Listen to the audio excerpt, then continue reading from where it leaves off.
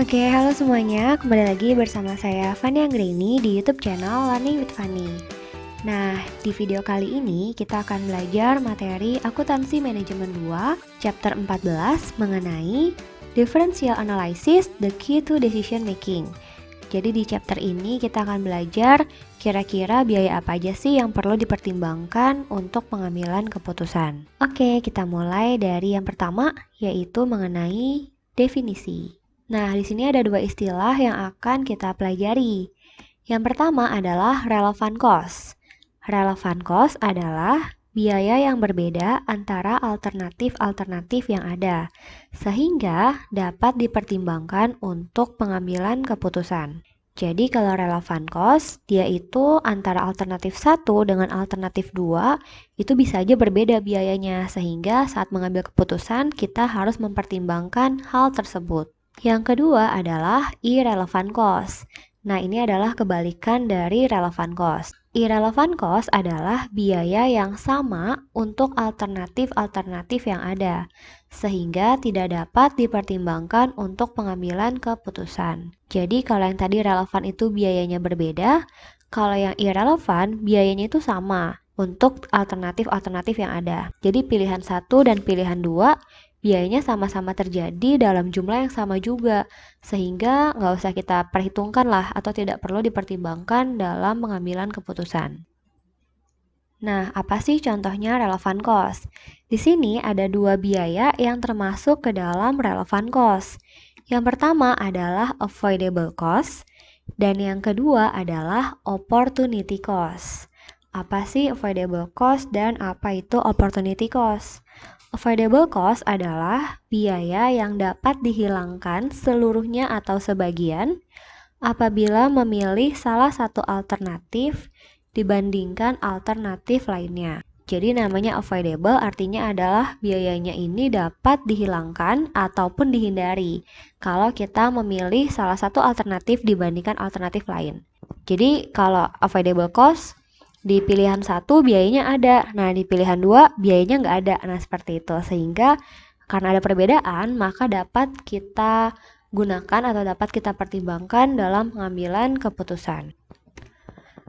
Nah, jadi kalau kita lebih memilih salah satu alternatif, maka nanti akan ada biaya yang dapat hilang. Itu adalah avoidable cost. Nah, opportunity cost itu adalah biaya yang timbul karena adanya manfaat yang dikorbankan akibat memilih salah satu alternatif dibandingkan alternatif lainnya. Jadi, kalau opportunity cost maksudnya adalah sebenarnya kita bisa mendapatkan manfaat tersebut nih. Tapi karena kita tidak memilih opsi itu, maka kita nggak jadi dapat manfaatnya. Itu namanya adalah opportunity cost. Oke, lanjut. Nah, tadi ada dua contoh biaya yang termasuk ke dalam relevant cost. Sekarang kita akan belajar dua biaya yang termasuk ke dalam irrelevant cost. Yang pertama adalah sunk cost, dan yang kedua adalah future cost that do not differ between the alternative.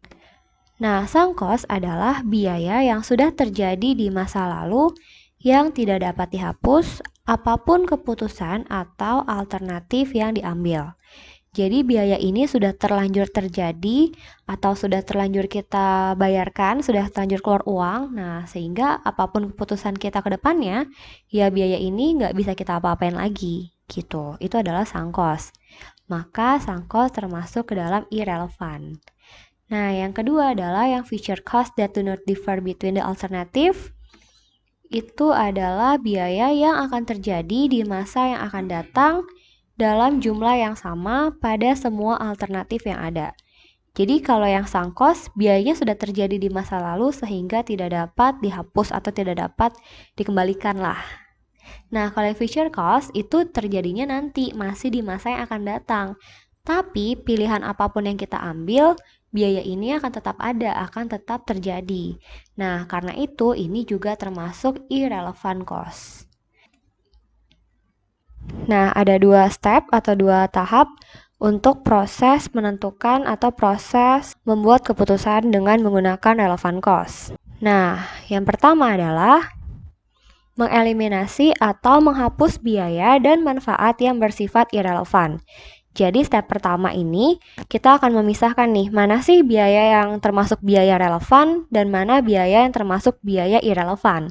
Nah, biaya yang termasuk irrelevan ini akan kita eliminasi atau akan kita hapus, karena biaya ini tidak akan kita gunakan atau tidak akan kita pertimbangkan dalam pengambilan keputusan. Nah, step yang kedua adalah menggunakan biaya dan manfaat yang bersifat relevan untuk mengambil keputusan. Jadi setelah kita eliminasi biaya-biaya irrelevannya, nah biaya yang relevan itu yang akan kita gunakan, yang akan kita hitung untuk pengambilan keputusan.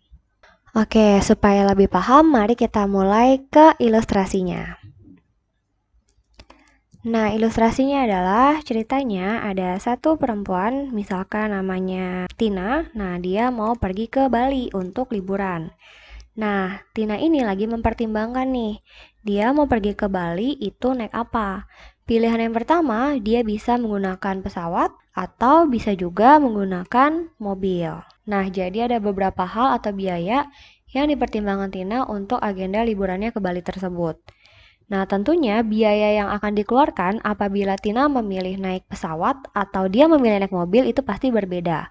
Kalau dia pilih naik pesawat, pastinya nanti akan ada tiket pesawatnya, atau misalkan nanti ada juga ongkos atau transport ke bandaranya.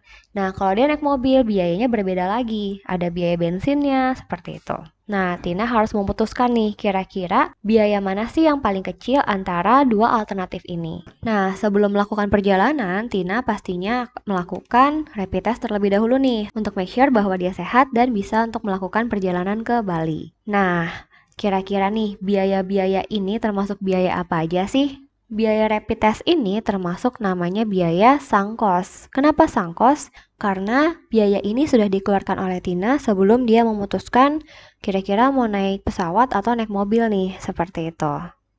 Jadi karena sudah terjadi dan tidak dapat dihapus apapun pilihannya nanti, maka dia termasuk ke dalam sangkos. Nah, biaya selama dia di Bali, seperti misalkan masuk ke dalam tempat wisatanya, atau biaya makannya nanti di Bali, nah itu termasuk ke dalam future cost. Karena naik apapun dia, biayanya akan tetap terjadi dalam jumlah yang sama.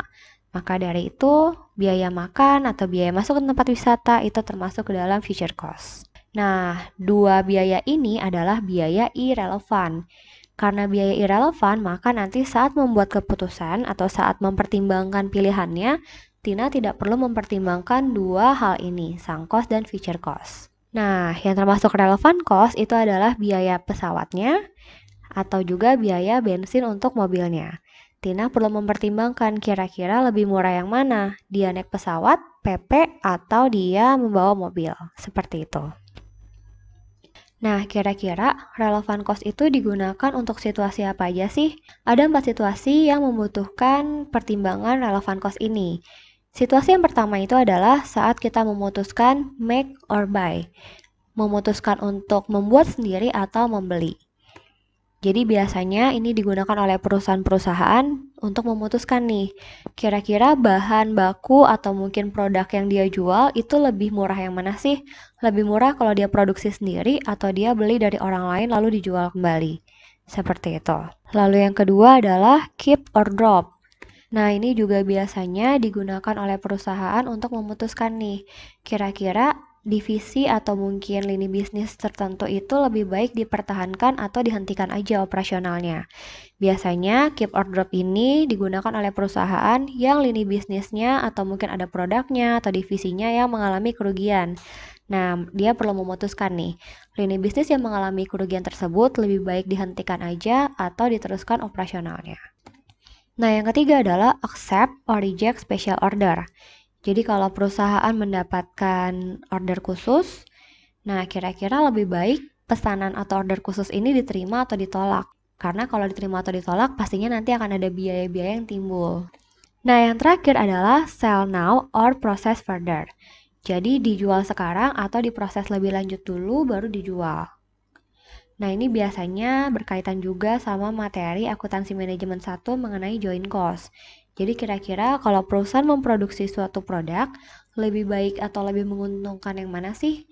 dijual sekarang atau kita proses lebih lanjut dulu, baru nanti dijual ketika harganya lebih tinggi. Nah, nanti kita akan coba pelajari ya, masing-masing situasinya kira-kira contoh perhitungannya seperti apa. Oke, ini referensinya dari buku Akuntansi Manajemen 2 kalian. Sekian video dari saya, mohon maaf apabila ada kesalahan. Terima kasih.